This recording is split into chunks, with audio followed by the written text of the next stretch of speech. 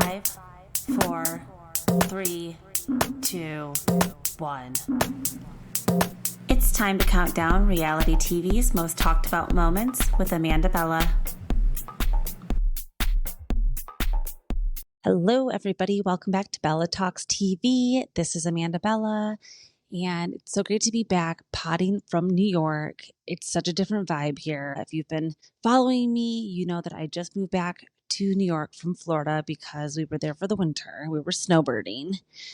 And, we had to come back. It's time for us we're going to be full-time New Yorkers now. And I am excited about that, actually, to finally put a little bit of some roots down here. We're going to be buying a house and things are going to be changing a lot for us. We're going to be hopefully not. I feel like we're always traveling. We're actually getting ready to go on our 1-year anniversary trip from our wedding, which is insane. I feel like I was just talking about my wedding on here a year ago.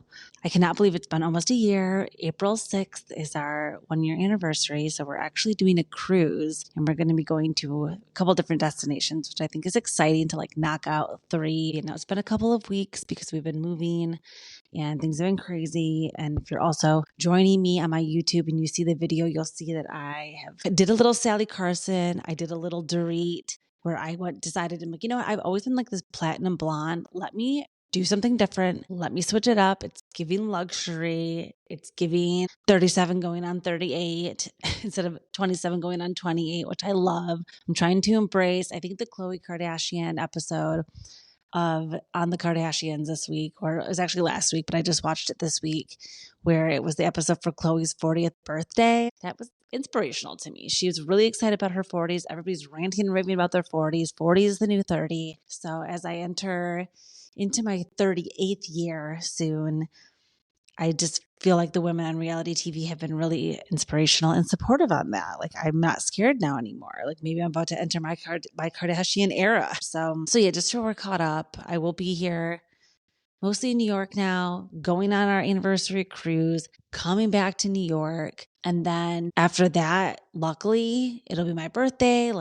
Things will be happening. We're going to Michigan for my 20th high school year reunion. Yes. And I have been watching the OC, Vicky Gunvalson, all of the, season 1 of Real Housewives of Orange County was my freshman year in college. So 20 years ago, I was basically starting this whole new chapter of life. And that's just how long I have been in this world, is truly as a day oneer. And that's why it's so hard for me sometimes when I see these TikTokers, and no shade, but just when I see some of these TikTokers when they're like, oh yeah, I found Bravo during 2021, 22. I'm like, where were you in 2006? A lot of you were in elementary school, and that's okay. But I just feel like I have really put the work in since day one. And that is why I will never give up on just having this little platform, because I have to have my voice out there. People say it doesn't really matter as long as you've watched it all, you caught up, or you binged. I can imagine just finding Vanderpump Rules 2 years ago and then watching all of it at once. You had to be there. You had to be there the literal day on cable when Lisa was sitting down, Brandy and Sheena, to have that crossover. If you weren't there, you just are not the elite echelon. I'm so strict and picky about the people who get to claim themselves as historians. I know the real ones that are out there, and then I know the ones that just discovered it 4 years ago. That I understand your opinions are still valid, but you just weren't there. So Ramona, sorry. Okay, so before we get into the countdown this week, because I am, I got a nice little list here of things that I haven't got to talk to you guys about yet. Some of these most talked about reality TV moments that have been going on. And one of the things I have to talk about that is not reality TV related, I'm breaking my own number one rule, is that if you have not seen Anora, it is, I always liked Mikey Madison before because she was in a show called Better Things with Pamela Adlon. And that show only had 4 seasons. It's on Hulu. Go watch. It's an FX show. It is a story about a mom with her 3 daughters. And I don't know what it is. Not my usual show. I really do not watch a lot of scripted shows, especially not something on FX randomly. But this show got me from episode 1. And I think it's just a really interesting portrayal of a family, an LA family. And Mikey Madsen plays the oldest daughter, and she just always came off like such a brat. Like I knew she was such a good actor. I think she's very nice in real life and very normal and like theater kitty, kind of like theater kid vibes. Almost like a Vanessa Hudgens or something, just like sweet. I think she's just sweet and nice and like, sure, I mean, she obviously is the second youngest person to ever win an Oscar now, or female to ever win an Oscar for that role, something like that. She's an icon. Go watch Better Things is what I'm trying to say, and go watch Anora, because it is a little bit different than I thought, because it was actually, I thought she worked in New York or in Las Vegas and lived and was just like from New York and then like lived in Vegas and like met this guy. And I mean, spoiler alert a little bit, but not really. If you don't want to know anything about it, fast forward like 30 seconds. But I do think that it was a little bit confusing because I thought she was like a stripper that worked in Vegas, but she actually was a stripper that worked in New York and lived in Brooklyn and meets a guy from New York and everything. And then they just fly out to Vegas to get married and then they fly back. So it just was a little bit different than I thought that it was going to be in the movie, which was a little bit of a twist, but like not really, like I said, not really a spoiler. I won't spoil anything else, but just if that sounds interesting to you in any way, I found it thrilling. I was obsessed. I can't believe I sat for 2 hours and 20 minutes straight and watched a movie, which I like never do. So good. Okay. So anyways, getting into my show now. This week, per usual, the format of the show, if it's your first time here, OMG, LOL of the week, 2 moments that I pick out that I just truly OMG, LOL. And then I'll do a top 5 countdown of reality TV's most talked about moments. I mean, we have a few things that like I'm going to try to get to that maybe if I don't run too long, I'll talk about that don't make the countdown. Okay, so let's get right into the episode this week. I want to talk about my OMG, my LOL of the week first. So let's briefly talk about my LOL of the week, which is going to be the entire show of Denise Richards and her wild things. I mean, I watched all 4 episodes of what's available on Peacock now. I'm not sure if just the first 2 have aired on Bravo and if Peacock is just getting like exclusive episodes early, which I'm kind of loving. Oh my gosh, that actually just reminds me quickly just to say that when I heard there was going to be a big announcement, everyone's like, oh, huge announcement coming out of Bravo in April. It's going to be like a huge thing. And then I heard another thing, another blind or something that was like, oh, it's going to be like, we're going to be disappointed when we hear this because it's not going to be what we think it is. And that was like a weird blind. Like, it's like, what does that even mean? And then now it's came out another layer because Heather McDonald on Juicy Scoop and a couple other places I've seen now on TikTok have all rumored to say that Andy's going to be stepping down from Bravo. And I don't even have a reaction to this yet because I don't want to just assume random blinds like that really could be anything, mean anything. Like nothing has been confirmed. Because part of me thinks like this is Andy's everything. He is selling that apartment or his house. I know that's for sale. That's not a good idea. I mean, maybe he's going to Howard Stern it and like move out east in the Hamptons, and maybe he could still do his radio Sirius show from out in the Hamptons, and he's not going to be in the city anymore. I don't know. I'm just really speculating now, but I just really hope that rumor's not true. I don't want to manifest that it is. So even by talking about it and giving it light, I just hope that is not going to be it. We can't lose Andy yet. Andy Cohen raised me. So I really hope that rumor is not true. Okay, so my LOL of the week. Yeah, so Denise Richards, if you're not watching it, I mean, when I originally heard that Denise was doing OnlyFans with her daughter, like for some reason that did really gross me out. I'm not like a huge proponent of the idea of OnlyFans. I think that specifically the episode where she's holding the pans and she's calling it like Only Pans, and like Aaron's taking the picture. Like people are paying for pictures of Denise holding frying pans and wearing cowboy boots. Like I want to know who's buying these pictures. Not that she's not awesome. Like I love Denise Richards. I really do. But like that is just so specific. It's just like Denise Richards, people that are like obsessed with her. Like even if there's like 10,000 people, I don't even know. I really don't know. Sammy Sheen, I feel bad because she has been bullied for looking like Charlie. And I remember so vividly when the Charlie stuff was going on and he was tiger blooding it and he was bringing the hookers to the Thanksgiving. Like I do remember that on the tabloids and him, the tiger blood specifically, and then him admitting that he has HIV on camera and stuff. I mean, things have been going down for Charlie for a while, but I do think that he seems to be like he's a good dad and he's going to be on the show at some point. I'm not usually like the biggest Tori Spelling fan, but I kind of liked that little scene with her and Denise. They're fun. Loved that she had Erica Jane on and, kind of mended stuff with her, because what I still don't understand, but I'm a little bit of a Dorit apologist, is that when she did the upside down pink furry jacket, like Dorit really did. I mean, of course, she was a little shady coming up to her, but if she's like 3 Belvedere and sodas and lemons in, and then Dorit, Denise's jacket's upside down, and it was the weed dinner, so like maybe Dorit was just feeling something, but Denise was out of her mind, and I think Denise and Dorit were really just, I don't know, they do not like each other. They just did not like each other's energy. And I'm disappointed by that, because I'm Dorit leaning, I didn't really like Denise as much, but I want to get one of the hats, like Bravo merch. I love Bravo merch. I have so much of it. And I'm excited to get more this year at BravoCon, which part of me too is like, how can Andy leave when BravoCon's coming up this year? Like, he's just not going to be at BravoCon. Like, yeah, freaking right. Maybe he would still have that in his contract. Like, is it just going to be Watch What Happens Live is being canceled, which is depressing to me. There's no way that can be true. There's no Bravo without Watch What Happens Live. Like, we have to have these.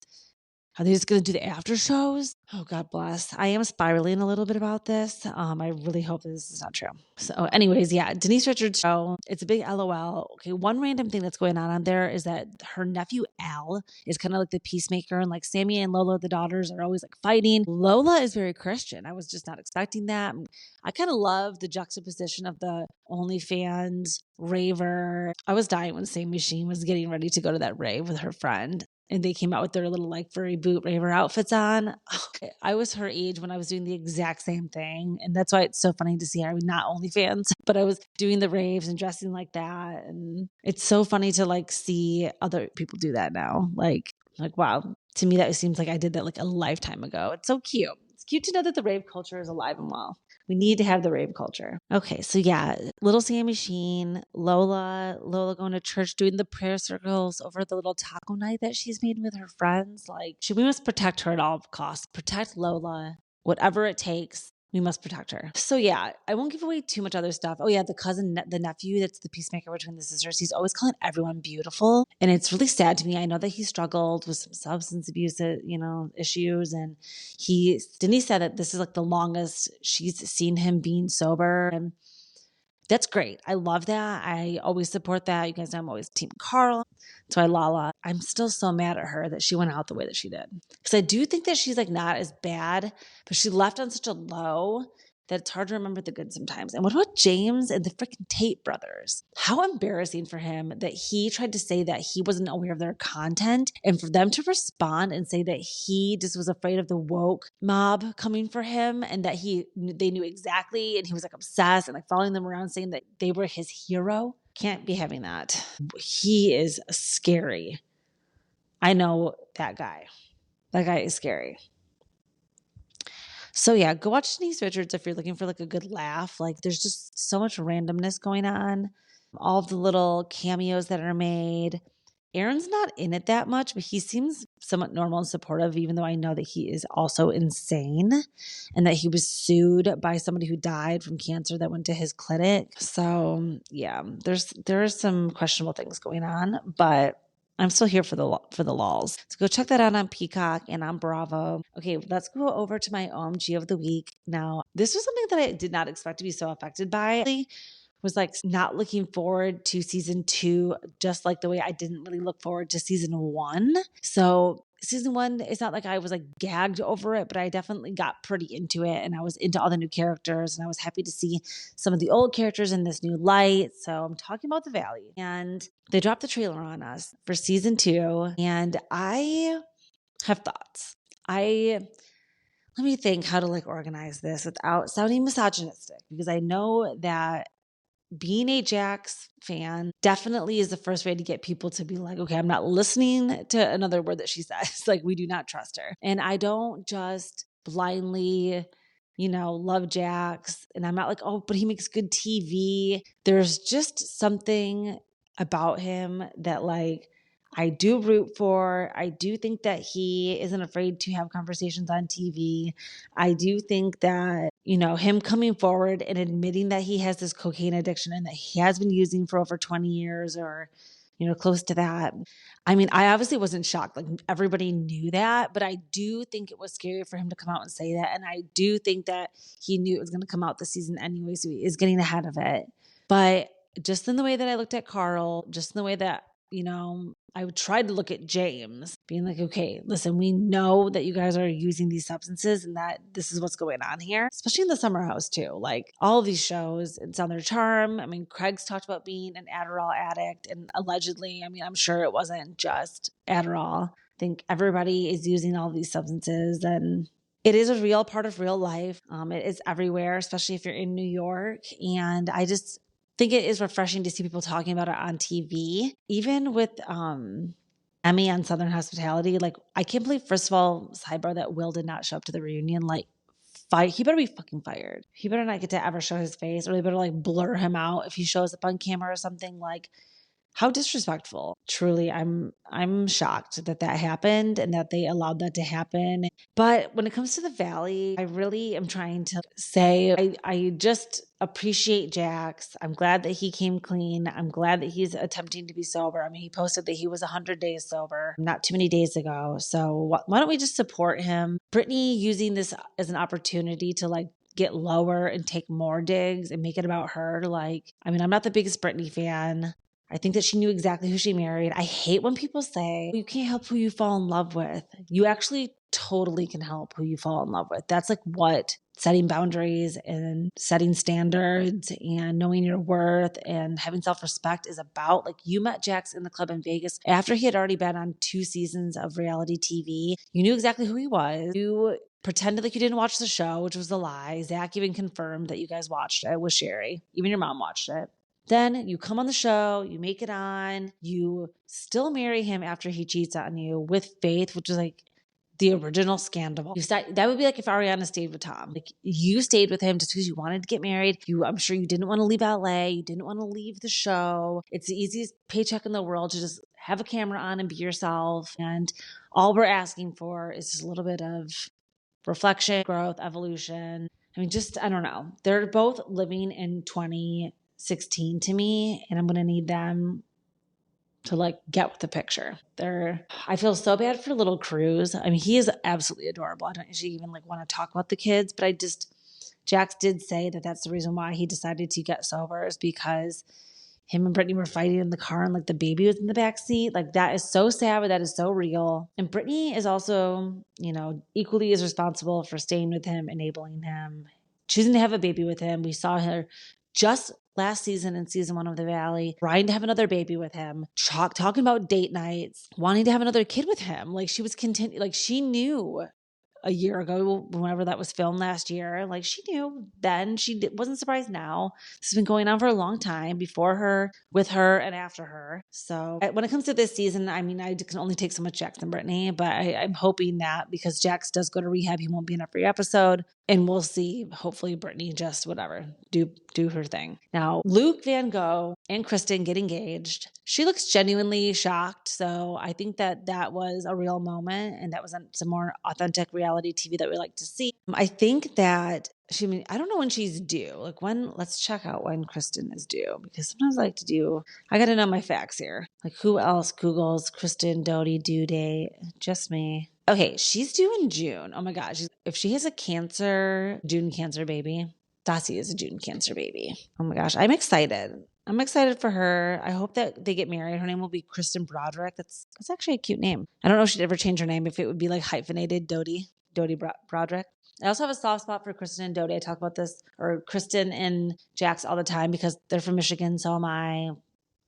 We're all Michigan blood. Okay, wow. It says that they use IUI, which I did not know that. I thought that they just got pregnant naturally, but they use IUI, which is crazy. Okay, excited for them. We know it's a girl, right? Yes, we do. Oh, so there's a lot of little baby girls that came into the Bravo sphere. Okay, so that was really my OMG of the week, was the Valley trailer and Jax talking about his cocaine addiction. I mean, what else goes on in the trailer that really had my jaw on the floor was the fact that Jesse and Luke apparently say that they have evidence that Michelle is sleeping with a billionaire for $1,500 a night. And again, no shade to sex work. I don't think that that's what this is. I mean, people forget that last season, Michelle did admit that she cheated on Jesse. I just do not condone cheating ever, female or male. This is not a misogynistic thing. This is just, I don't want anyone to cheat. I don't think it's okay for girls to cheat and guys cheat. It's not a gender thing. It's not a gender thing. It is a being a shitty person thing. So don't cheat. Don't be a cheater and just get divorced and wait. And just like on the Married at First Sight reunion, finally we saw the finale. I mean, obviously, we all know what went down there. If you are a Married at First Sight fan, Madison and David, I never want to see them again. Like, I do kind of want a little spinoff. Like, I want to keep following Michelle and Carla on their dating journey. I want to see Madison and David, even though I hate them, I want to hate watch them, and I want to see them like fight and break up because eventually, like, their little honeymoon story has got to come to an end. Nobody stays like that fake and perfect all the time. Plus, they're very aware of the cameras, and we know how much they lie.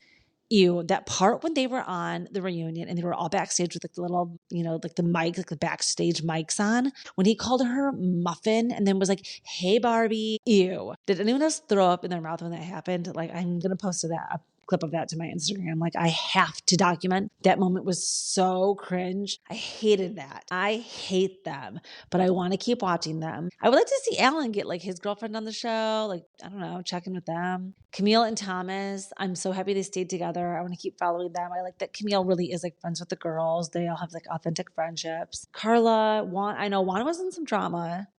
Juan was in some drama recently, responding to trolls and so responding to a lot of people's comments and Reddit threads about him like clearing his name recently because people were saying that he wasted Carla's time.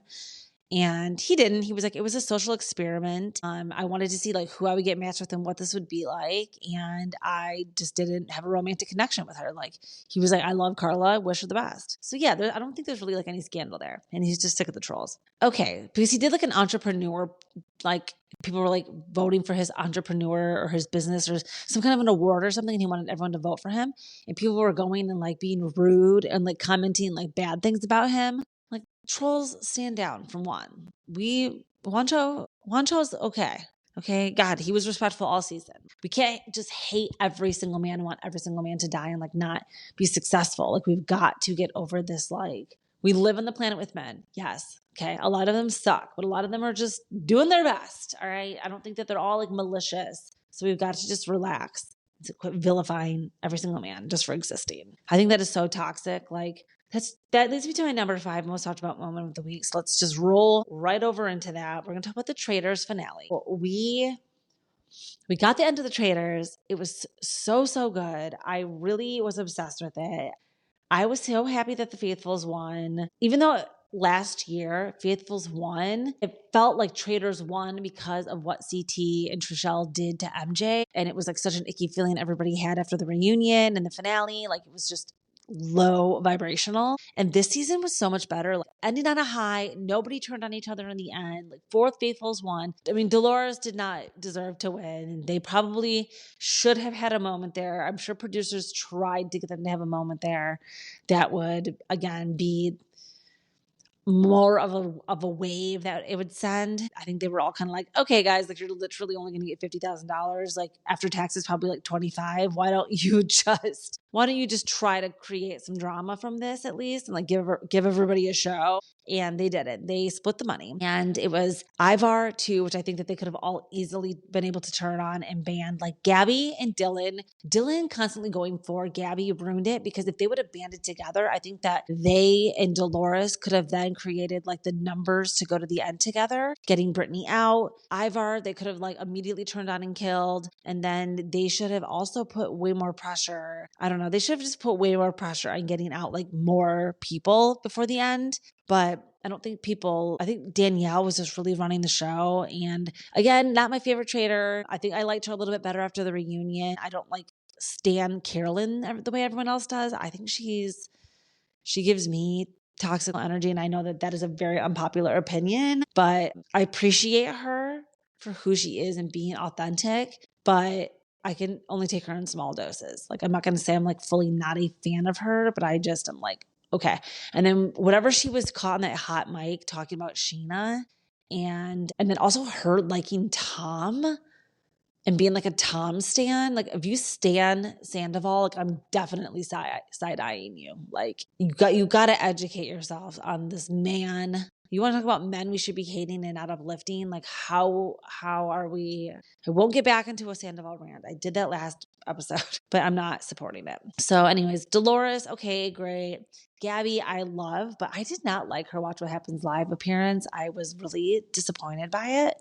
A couple different things. One, I know it's live TV. Maybe she was nervous because I loved her in Traitors. Like, I really didn't get annoyed with her at all. And I've been watching her since she was on Clayton's season. I'm an OG Gabby Wendy knower and fan. I watched every single episode of her and Rachel's Bachelorette season. I followed up with her on social media always after. I've always loved her and Robbie Hoffman's relationship. I'm so glad that they got married. I know about Gabby. And I'm just so shocked that she would go on Watch What Happens Live. And like, I low-key thought she was disrespectful to Andy, which you guys know I'm very protective of him. And the way that when they did the Dylan Efron game, and they were like, oh, are these Dylan's abs? Like, this is a classic game. At least it wasn't, is this Dylan's bulge? Because Andy's played that before too.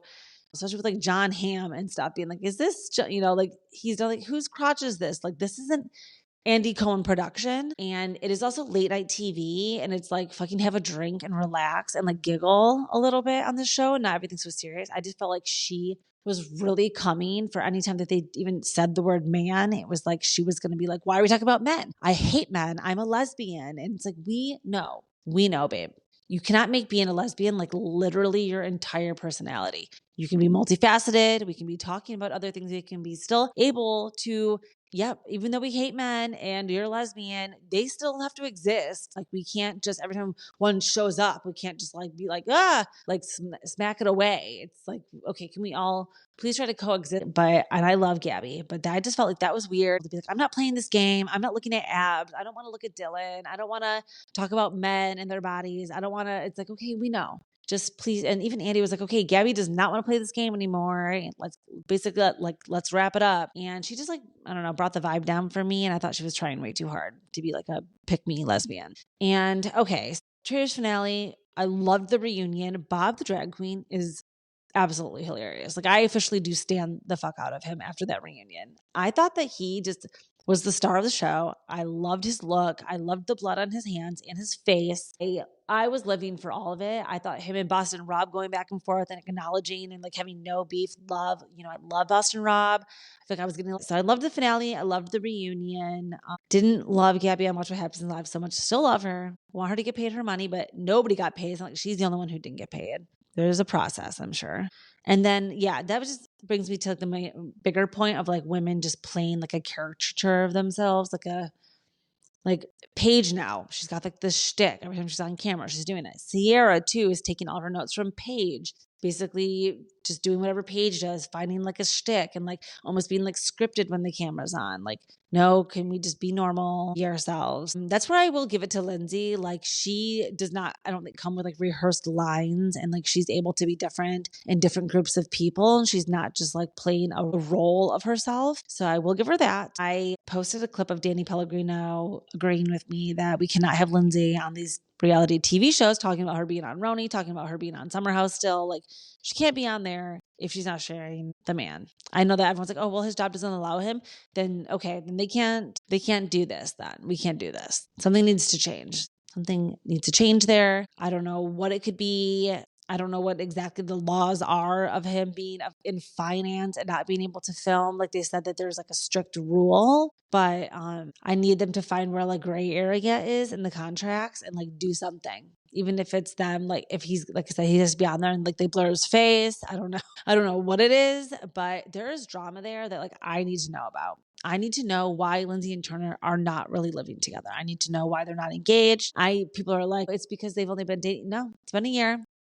It's been a year, and she's the mother of her child, and they don't live together. Like, there is drama there. Like, if we're not going to talk about this, because it's not Lindsay's choice. Lindsay has to do that. If it was up to Lindsay, 1,000% they would live together. That is like, who doesn't want that? If she actually is in love with this man, 100%, when she's like, oh, we're doing the right thing and we're taking it slow. No, no, no, no, no. She's never done the right thing. She's never taken it slow.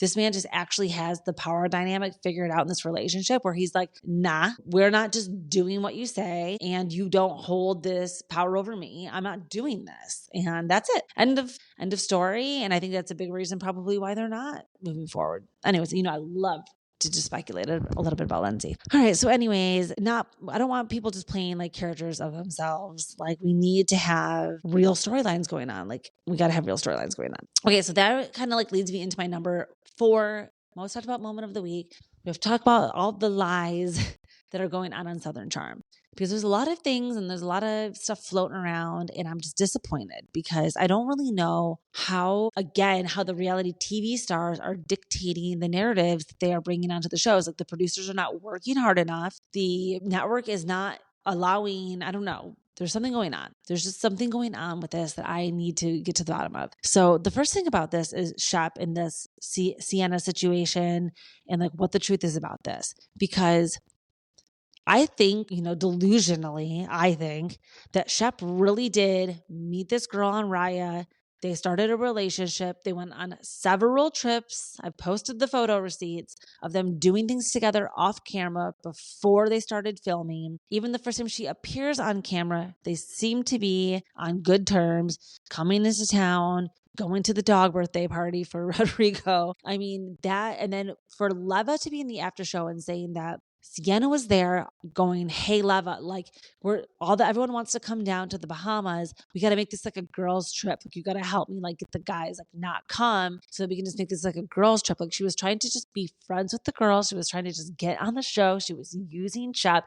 It's like so clear to me. Now, Shep, I do believe, really had real feelings for her and was like, oh my God, this girl's like, how is she so into me? She's amazing. Like, this is insane, but he didn't want to fumble it. And I do think he was like, okay, we're going to go to the Bahamas. We're going to do the cast trip. Like, I'm going to fly you out. We're going to like get you embedded in this friend group, because he knows like whoever's going to date him has to be willing to film. And look at him and Taylor. Like, they were a huge fixture of the show when they were together. And then his other dating escapades, even between Danny and Chelsea, like things going on down there.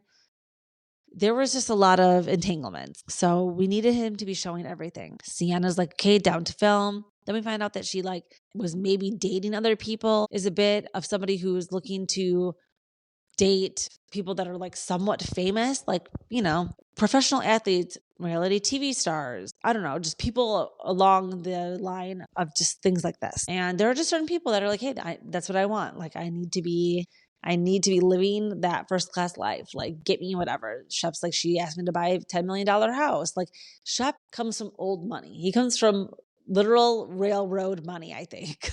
He is different. He's wealth. He's not rich. He's not like, he's probably just got a trust fund that has, I think, $10 million in it.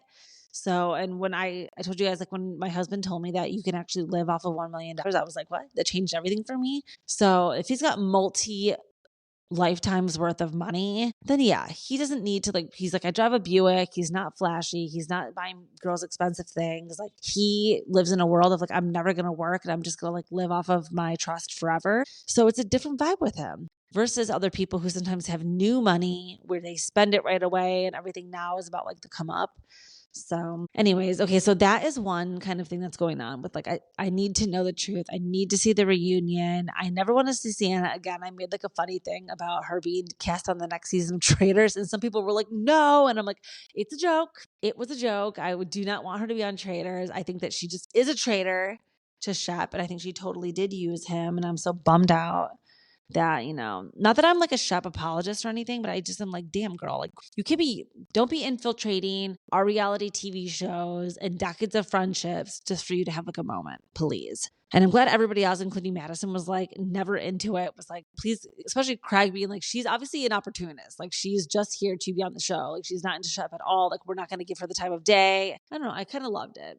Now, one person that's been kind of letting me down a little bit is Sally, because Sally, also followed from the Bachelor days. And then I kind of like loved when she popped on to Southern Hospitality for that one season. And I was like, oh, yay, I'm happy to see Sally back like on my screen. And I was liking her being in Charleston and kind of working her way onto the shows. I was totally here for it. And then ever since she came on to Southern Charm this season, she just is really, I find her to be really mean. And then I also kind of heard that she was MAGA. And now I'm like, I don't know. I can't like look at her the same right now. And I'm not saying that I can't enjoy somebody entertaining me that is of different political beliefs than me, because I can understand that. But it's not that. She's giving me like one-sided, unable to see perspective, kind of like, I don't know if it's not self-aware, if it's like a self-awareness thing. I'm not sure what exactly it is yet, but there's something driving me a little bit crazy about Sally right now. One thing is that she's like really online chirping on and on about protecting Vanita in this Vanita versus JT situation. Because Vanita now has had several receipts pulled on her from JT, proving I told her about the girlfriend that I had when we were filming. She still continued to pursue me. Then in the latest episode, asking him to go to this like social with her, end of season social. It's like her +1 and be her date. He's like, again, I have a girlfriend. I don't think that she would like that. Like, I'm getting the vibe that Vanita was using JT for the storyline. And I know that's going to be unpopular. And I know people are going to be like, oh my God, how can you say that? That's so misogynistic. But it's not. And then especially the part where the barber now is saying that JT was making like a racist tone towards Vanita, and he has to call the barber with lava on the picnic table and clear his name.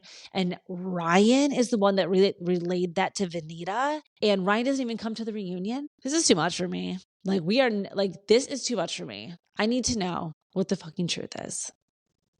It better come out of the reunion. Molly had a boyfriend while filming and pretending to be into shot. Another thing, kept off of camera. Like, we're not getting reality TV. This is starting to give like the Hills vibes, where it's like, okay, let's just do a storyline and everybody shows up and like, this is the topic that we're talking about, and like, don't stray from the storyline. It's kind of like Beverly Hills, to right now. It's like, okay, there's just like one through line and there's not a lot of dynamics going on. So, okay. Anyways, that was my number 3 most talked about moment of the week, or my number 4, sorry, was the Southern Charm lies and figuring out what the truth is. And really the moment that I found out that Ryan wasn't at the reunion after making his comments. Like, where are you? You were in the Bahamas. You were at the men's dinner at Patricia's. You've been filming with these guys for weeks. Like, why not come to the reunion? JT can come to the reunion. You can come to the reunion. So yes. Anyways, okay, let's go on to my number 3 most talked about moment of the week. So I've gone on and on kind of about this for a little while, but I want to touch back about this and just kind of remind everybody where I stand, because it's hard for me sometimes to be defending certain people online when they aren't understanding that, like, I was there during Summer House season 5 when Hannah went off the rails and then had Des come in and have sex all over Kyle and Amanda's bathroom. And that is so disgusting. Really freaks me out. And the whole thing being blamed, again, this started the whole war and the whole Giggly Squad, and how this is all, I think Giggly Squad like ruined a lot of the fandom for both of these shows for me, which is such a bummer, because it's like, we cannot just be having like Giggler stands that do not understand Paige and Hannah in the context of Summer House. If I don't know, you just don't get to have an opinion. I don't know. It's just, you're just not allowed to have it. If you only know them from Giggly Squad, you cannot be commenting on anything to do with Summer House. So please go back and watch it to fully be able to form your opinion. Now, Hannah being on this Oscars, Vanity Fair, red carpet with Paige, and them never letting anybody else talk, talking over everybody, cutting everybody off, saying random things about themselves. Like, they're supposed to be talking to other people. A point of an interview is for you to ask them questions and for them to have a chance to express themselves. We're getting to know them. Like, we're here to see them. You should be like 10% of the talking. So, I mean, I 100% am willing to bet that they will not be back ever on that carpet again. I looked at all the comments under the actual Oscars, Vanity Fair, Instagram comments on the actual account. They were not good. I don't think I actually saw one positive one. It was so inundated with negative reviews. So I have to say, I mean, I saw that coming from a mile away. I was actually on here talking about Hannah the week before that happened, being like, do not trust this girl. She is shady. And here we are. Microaggressions, going for my girl, Meg Thee Stallion. Like, that is my girl. So beyond that, Paige is in this other fight with Kyle on Summer House about being called Two-Face and being in the middle of Hannah and Amanda. Now, Amanda hates Hannah because Hannah and Kyle hate each other. To be honest, Hannah and Amanda were like never really that close. Like, they were kind of friends, but Hannah was always closer with Paige, and they were way more cliquey against Amanda. And they were always, I mean, Amanda and Kyle are very annoying together in the Summer House, but that is part of Summer House to me. And I'm glad they're getting like a little bit better of an edit this season. We like really needed a break from that because it's been truly going on since season 1. Again, if you have not gone back and watched Summer House in season 1, GTFO. You have got to go back and watch all of this to understand truly what the hell's been going on with these people for the last 9 seasons. So Amanda, I have very little sympathy for. It's the same way I feel about Brittany. You knew exactly who this man was, and you pushed to get married. He was cheating on you before you were married. You still got married. I'm not saying that they should be able to cheat, but they have to take a little bit of responsibility for being like, I turned a blind eye. I'm a fucking idiot. Staying together. Now I accept responsibility and I'm not going to complain about it anymore. And we're going to just be happy because you don't get to complain the whole time you're together too. And like I hate that Paige has worn off so much. She's got Sierra now to just hate men and be like, ugh, every time a man's around. Then she's got every other girl doing this. Hannah's doing it. Even though Hannah's married, she's always like, men suck, blah. It's like and then Gabby, it's like overload. All of these girls it's giving me exhaustion from this stuff. It's like overcorrecting. And everybody has the same personality. Like Paige, even Amanda is like, ugh, men, ugh, gross. Like every time Kyle touches her, she's like, ugh. It's like, okay, this is your husband. Like, can we please? Okay, I'm so glad Paige is single. I really want her to talk about if she tries to pretend like this boyfriend of hers does not exist, especially next season, if somehow she ends up back. I don't think she's going to. But if she is back in the Summer House next season, if she does not talk about the boyfriend, acknowledge the boyfriend, and she pretends he doesn't exist and she acts like she's single, I will die. I will riot Bravo headquarters. But I just think it's crazy, that whole situation. Hannah, Paige is, again, being complicit in this, never commenting on it, never being like, I tried to tell her that was a bad joke. Like, just say something. Say something. This week I'm having some of these Costa Rican chocolate-covered espresso beans. That is what this show is brought to you by, your ad for the week. Okay, let's move on to my number 2 most talked about moment of the week. I'm so glad this girl is back on my screen. As soon as I saw the beginning of the season 2 premiere, I immediately just got that feeling. It's truly a rush. It's like a rush of adrenaline to see Gypsy Rose, Life After Lockup season 2 premiere back on my screen. Season 1, I had to go back and watch. No notes. It is the greatest inaugural season of a show, a reality TV show, out of maybe since Jersey Shore. Like, there's just things that come along that like change the game and are like the gold standard. And Gypsy Rose she is a reality TV star. I'm so happy Gypsy has a show. Like, we need everyone to be watching this. We need this to never get canceled. I was just talking about this the other day. I need her to go as long as the Kardashians. Like, I need 25 seasons pre-ordered, slotted. Let's go. Cameras up year round. I don't care. She's done her time. She is free now. She's still on parole, which is why her and Ken can't live together. But we can never, ever, ever let this girl leave our screens because she is just a natural. There's no other way to describe it than just like the delusion, like the grandeur is off the charts. Like, every single thing she thinks that she is like Gypsy Rose Kardashian. She gives me like her inability to see herself again. Like, it's like that self-awareness. Like, it does not exist. There is no mirror. She's unable to reflect on her own behavior. It's not even on her radar. Like, she doesn't even care to think about it or be introspective. She just looks at life through almost like it is really childlike. It is fantasy. It is a fantasy land. So we have the season 2 premiere, and I'm thinking to myself, like, okay, Ken, we know obviously Ken's going to be a big part of it. He's in the trailer a lot. I mean, we all know that she's pregnant with Ken's baby. They're not engaged. They don't live together, but we're checking in with where they are in this process. For those of you that didn't watch season 1, like, truly, what are you doing? Please go back and watch it. It's available on Peacock now. It's only 8 episodes. It's not a huge commitment. Like, just go watch it.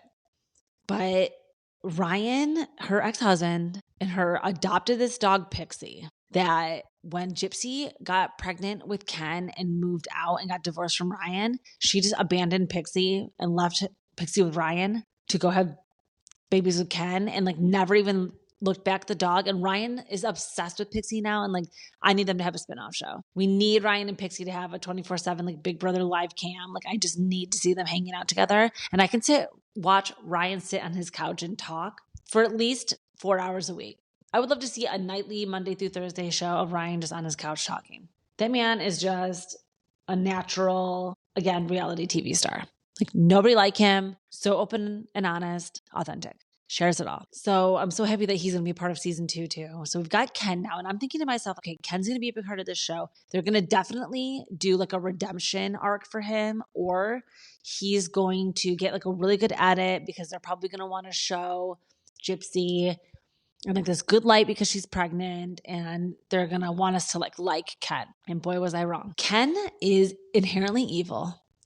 He, even when the camera is on and he's aware of it, is an actual dick. Like, he is rude, dismissive, undermining, gaslighting. I mean, just straight up mean to Gypsy. And Gypsy gets so physically uncomfortable whenever he snaps at her or makes a remark to her or puts her down. And she like squirms and she makes crazy noises because she gets so uncomfortable that she's so funny to me when she gets a little like, and she like makes some like crazy different like noises. Ken, even when he knows that he's being filmed, is so insane. They go to dinner. I can't remember what they're celebrating, but they go to dinner.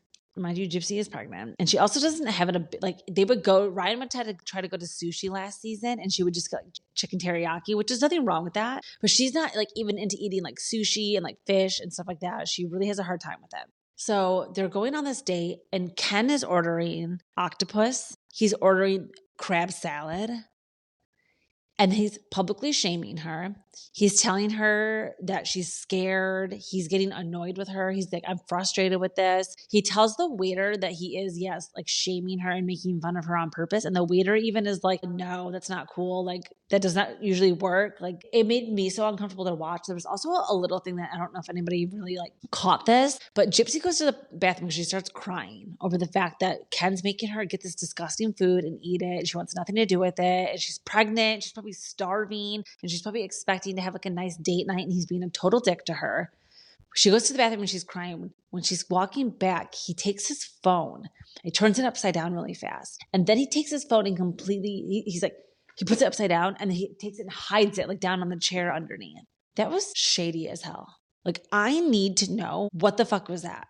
What the fuck was that? Because is he cheating? Is he talking to somebody else? Is he scheming? Is he using Gypsy? Is he clout chasing? Is he just trying to, I don't know what. I do not know what is going on with this. Now, the most sinister scenes of Gypsy and Ken are when he's in that Jeep. That Jeep is possessed. Every time he gets in that Jeep, they get into a very weird conversation. It has a very bad energy in there. The one part where Gypsy confronts him a little bit and is like, oh yeah, you're always in the comments, and you're always up late reading comments, and you're always on your phone. And she's like, if I didn't trust you so much, I would think that behavior's shady. Like, that's the first conversation. That's like the opening scene of season 2. Then they get into all these other arguments where just like they have that Jeep cam, and Ken's like driving the stick shift. They keep zooming in on his face, and it's just giving, I don't know. It's giving really scary vibes. He is not getting a good edit, and it's going to be very interesting to watch the rest of the season. I don't know what the hell is going on. So, okay. So again, the premiere of Gypsy Rose, my number 2 most talked about moment. I'm glad everybody's online talking about that public food shaming and then him being a dick to her at the dinner. I need there to be, I don't know, Gypsy got that haircut, she got that little Karen haircut. I don't understand like what is going on with their relationship. I just do not get it.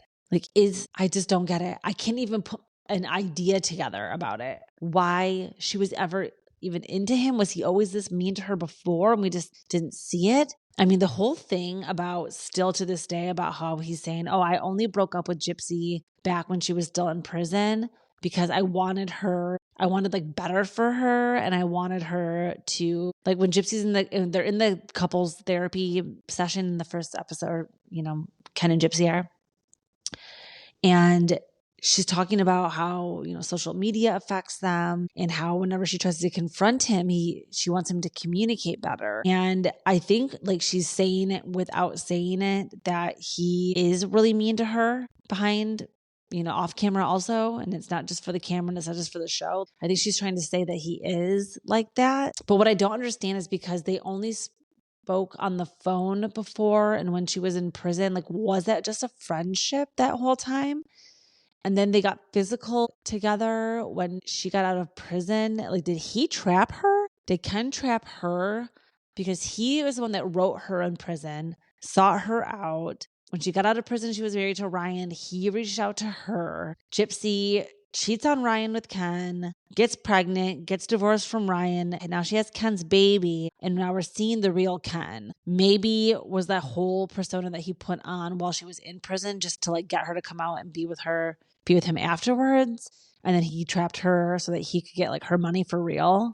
Because even though to us it's like, oh my God, it can't be that much, but to them, to Ken, this has got to be like, even if it's $250,000 or something that he gets from the show, or being married to her, like that's going to be a huge thing for him. Now the baby, he's got to really realize that he's a dad now, but I for some reason have a feeling that he's just going to like not. He's either just going to be like a deadbeat dad, or he's going to just move away somewhere and he'll like keep in touch with the daughter, but like not be with Gypsy. All I know is, again, never have cameras down on her, because just the way that she talks, the way that she dresses, the way that she is trying to portray herself, the whole thing that she's trying to put on about her life is just a very interesting thing. And that's what reality TV should be, interesting. Like, what makes us want to watch these people and learn more about them is by them showing their real life, because that's what's compelling to us, not some like scripted BS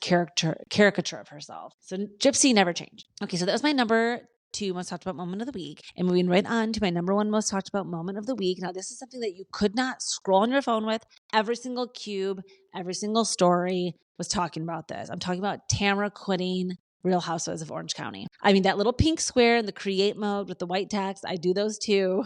I get it. But the moment she announced that, I panicked, because at first I was like, no, fuck, like she let them win.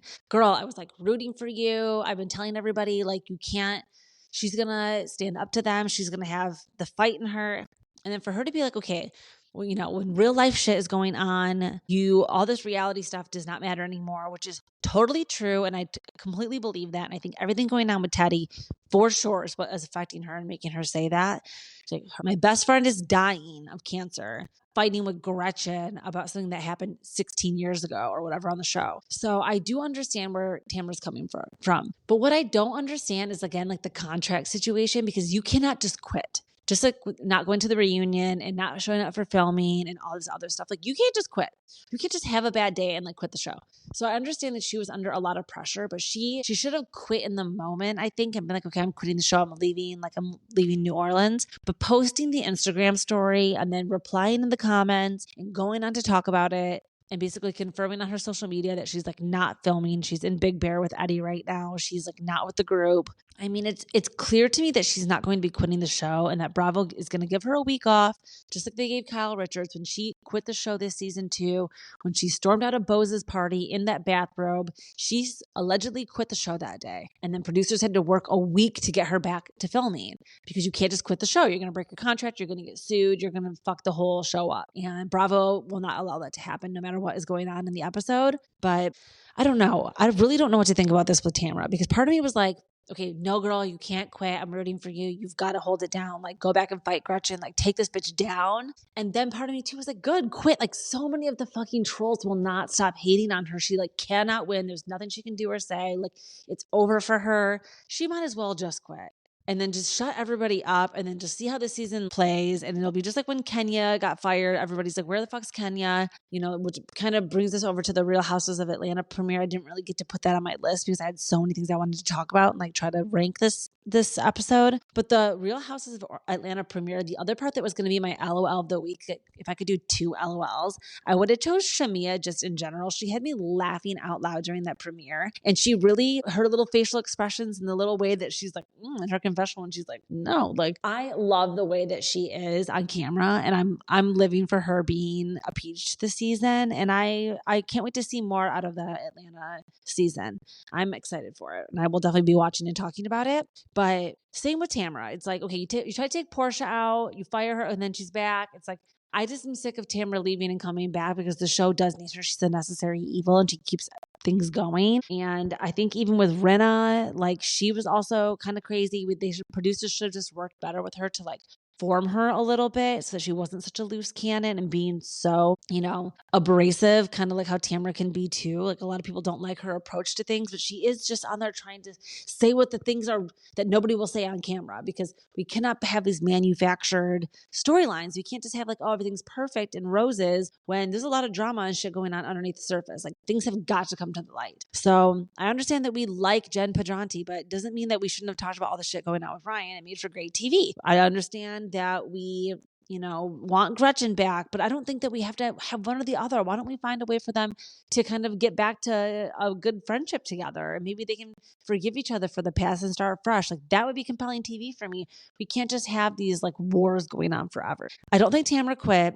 I think that I would have loved if she did because again, I would love the conversation of just like seeing it end. But she's got Watch What Happens Live to do. She's got things to do. She's going to find ways to like clear the air and come back to this. But I think that obviously whatever is going on with filming and whatever happened in New Orleans, like there was scenes and those spoilers of Shannon and Gretchen and Tamra being together for like a few different scenes. So there's obviously something going on there. Now there's another, again, rumor that Katie was filming Shannon having meltdowns and that there's a war kind of between Katie, Gretchen, and Jen against Shannon and Tamra and Heather and the rest of the crew. Now, Gina and Emily seem to just be like neutral in all of this still. I actually would like both of them to leave the show or just have Emily stay, I guess, if we must. But I don't think Tamra's really going anywhere, you guys. That was my number one most talked about moment, though. That was huge breaking news when she quit and everybody was talking about it and speculated on it. And I just officially was like, you know what? I actually am glad that I waited to comment on it because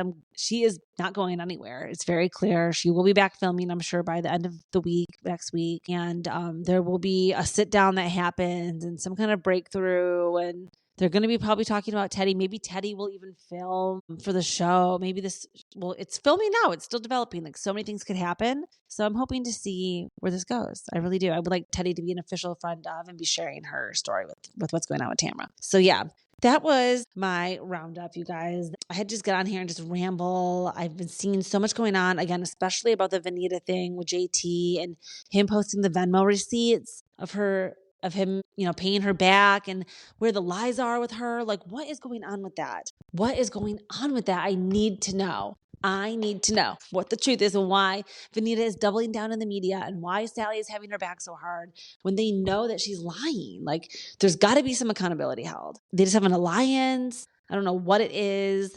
I mean, do we think Madison's going to be back too if she's going to be a mom or she's just going to be like a friend of, if the guys come over to do like little sip and sees? What is the future of Madison going to look like on the show? Because even though Brett hates being on TV, he does it. He talked about his freaking cancer journey. Like, we can't get Turner to even sign off at least so we can see Gemma. I would say that's where the compromise is. Okay, Turner, you never have to be on the show. But can you at least sign off then for Gemma to be on the show so that if Lindsay can film, the baby can be on the show too? So she can at least be together with Gemma. Justice for Gemma. Okay, you guys, I will leave you there. Thank you so much for tuning in. Please make sure you're following me, rating me, reviewing me. Please leave me something positive because I really could use it right now. I'm going to be here again, recording with you as much as possible. Thank you so much for sticking with me and being here. Even if you just want to leave a comment on how cute my new hair is, please leave me something positive. Even if you hate my show. Just leave a positive review, keep it cute, and make sure you go and comment and engage with my social media, please, and share my memes. Okay, love you guys. Leave you with that. Have a great rest of your week. Ciao, Bellas.